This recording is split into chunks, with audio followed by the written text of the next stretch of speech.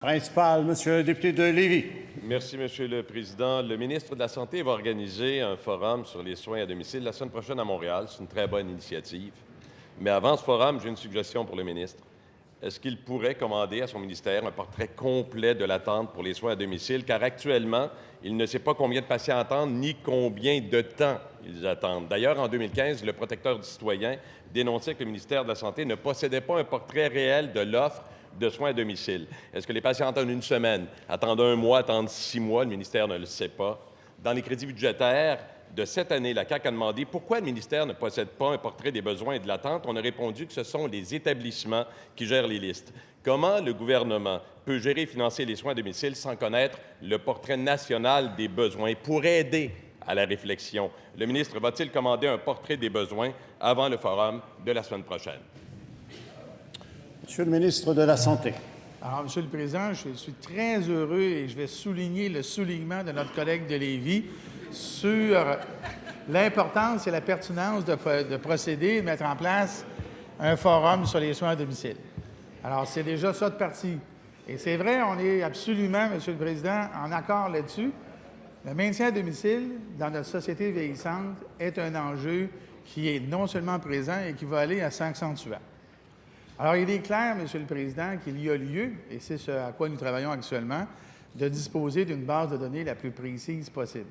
La base de données qui nous permettra de montrer à la population à quel point nous posons les bons gestes pour la population que l'on veut aider à rester à domicile et, ultimement, si c'est nécessaire, d'aller en CHSLD. En CHSLD, bien, ça me permet de rappeler tous les investissements que nous avons faits cette année pour améliorer le sort de nos gens les plus vulnérables dans nos institutions. Bref, clairement, Monsieur le Président, nous sommes le gouvernement qui, grâce au retour à l'équilibre budgétaire, a choisi de prendre les bonnes décisions envers la population la plus vulnérable. Et je suis content de voir que le député de Lévis viendra y participer avec enthousiasme. Monsieur le député de Lévis, en première complémentaire.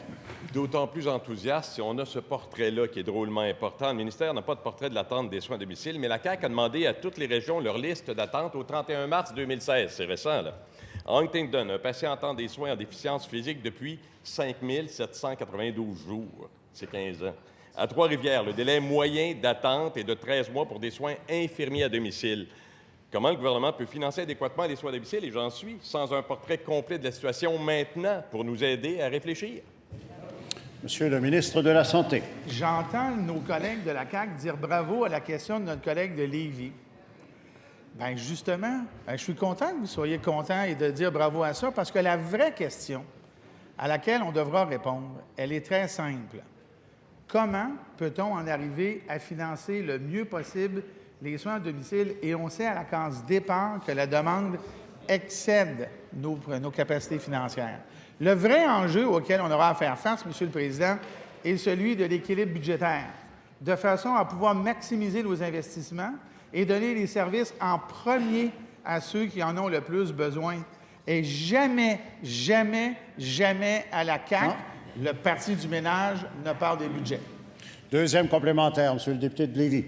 Je suis content d'entendre le ministre. Les données vont justement permettre d'identifier les priorités. Dans la région de Kamouraska, des patients attendent en moyenne 209 jours pour des soins d'ergothérapie à domicile. Saint-Jérôme, délai moyen d'attente 204 jours pour des soins psychosociaux à domicile. Dans Vaudreuil-Soulanges, délai moyen 273 jours pour des soins à domicile en déficience intellectuelle.